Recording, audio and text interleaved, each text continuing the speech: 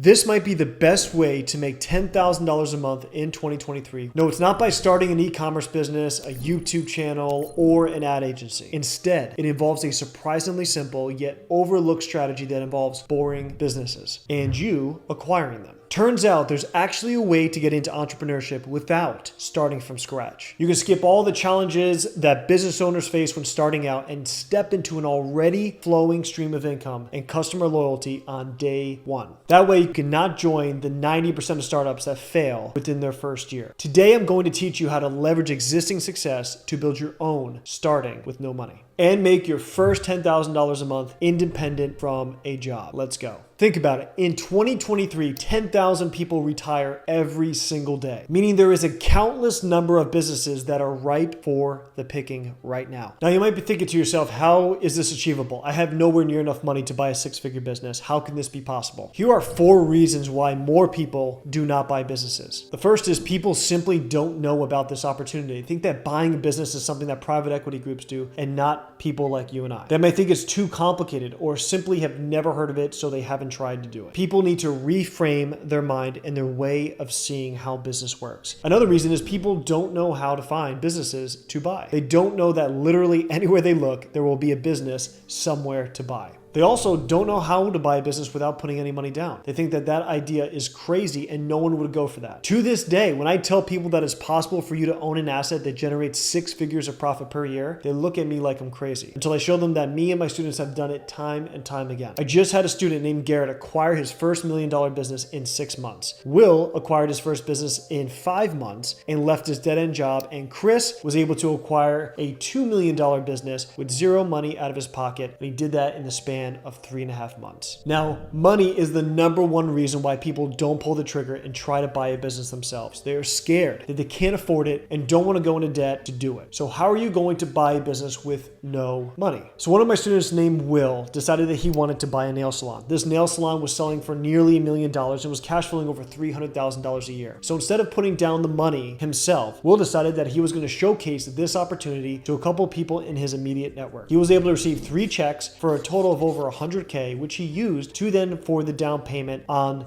the deal. Now, when you do a deal with an SBA loan, you only have to bring 10% of the total payment to the deal in order to get it funded. So Will was able to get that 10% from other people, put it forward, and close on that business with zero out of his own pocket, and he did that in less than 5 months. Will is going to be cash flowing after the debt service over $150,000 a year when he has spent zero to get the deal done. Okay, so here are 4 ways to buy a business. Number 1 is cash. Now, the pros of cash is straightforward, and there are no complex deals with banks or lenders. It's just you giving your money to the seller in exchange for their business. Simple. Also, with cash, you have negotiating power. Because you're not relying on anybody else, you're able to drive negotiations from a point of leverage. People know you have the money, and therefore they're willing to accept a deal that may benefit you more than them. Sellers are willing to accept a lower price for the certainty that the deal will get done since you have cash. Also, you're not taking on any debt, which means no interest payments and less financial risk. Now, the cons are high capital requirements. This requires significant upfront capital, which is not possible for many people. And then you have the opportunity cost. You can use that cash for other reasons, but instead now it's all tied up in one thing, which leads me to risk concentration. Investing a large sum exposes to a lot of risk that if that business fails, well, guess what? It's not just the down payment, the 10% that you put down. It's the whole entire deal that's at stake, which means the whole entire amount that you put up to buy that deal is now at stake. So risk concentration is a huge thing when doing cash deals. The second way is through a bank or SBA loan. The pros are you have a lot of leverage, up to 90% to buy a business. And there's ways to structure with an SBA deal that you can actually get it with zero money out of your own pocket. So the leverage here is amazing in order to buy a business with very little, if nothing, of your own capital. The second benefit is ownership. Even though you only put 10% or less down to buy the business, you are the full owner of the business. You can do what you want with that business to grow it and to continue to maintain it. Tax benefits. Interest payments on business loans are tax deductible, as are a huge amount of expenses that can be run through your business. Some of the cons are qualification. Getting approved for a loan is challenging and requires good credit history, collateral, and for you to have a good resume to show the bank that you are the right person to take this business over.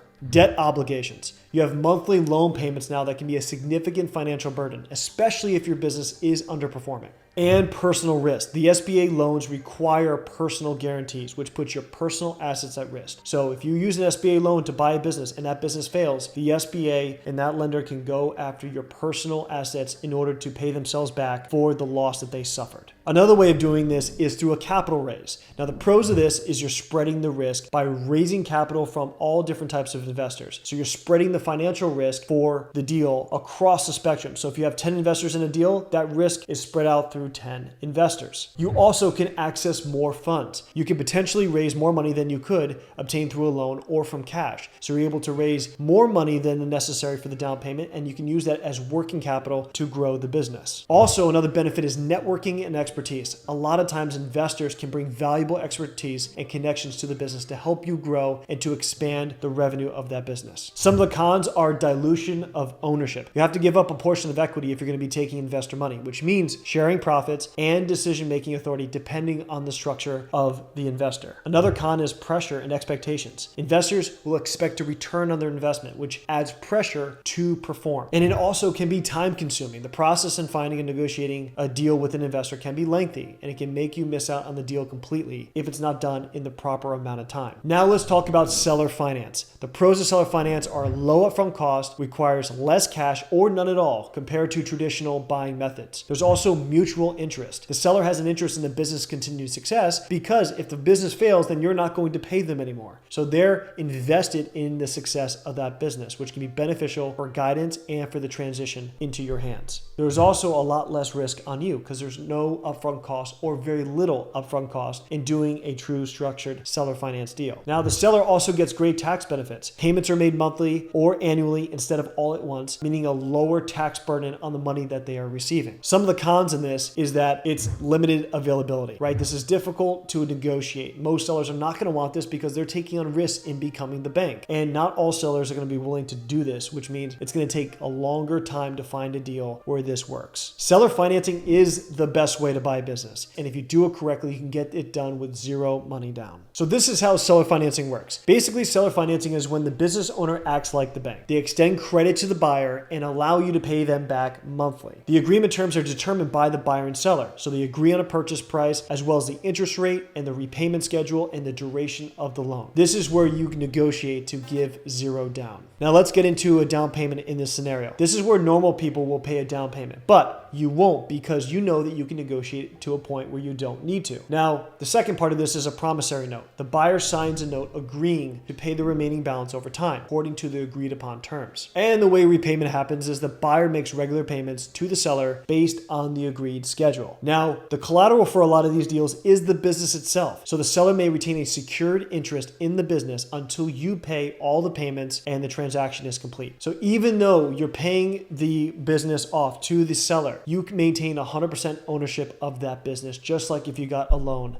to buy the business. Seller financing is such a powerful and important way to get a deal done because it just makes this process simpler. It's between you and the seller. And if you guys can agree on the price and terms and the way that's going to happen, then you can get a deal done in a fraction of the time that it would take for you to actually go and use a loan from a bank. Now, there are plenty of ways to get deals done, and seller financing doesn't always work, and there are great ways to use SBA loans to buy a business. But when you're looking at all the different options out there, if you can do a seller finance deal, then do it. It should be your first option. All right, if you want to step into the world of entrepreneurship without becoming one of the 90% of businesses that fail, buying a business can be your route to success and your escape from the 9-to-5 lifestyle. Don't make it more complicated than it has to be. If you're ready to take this road and buy your own business, watch the video on the screen that talks about how to find a business to acquire step by step. And if you want the next steps for a transition, I have an accelerated program that will walk you through every single step I took, along with over 200 other clients right now that are acquiring cash flowing six-figure businesses, and a lot of them are doing with little to zero out of pocket. Click in the link in the description below. I'll catch you all on the next one.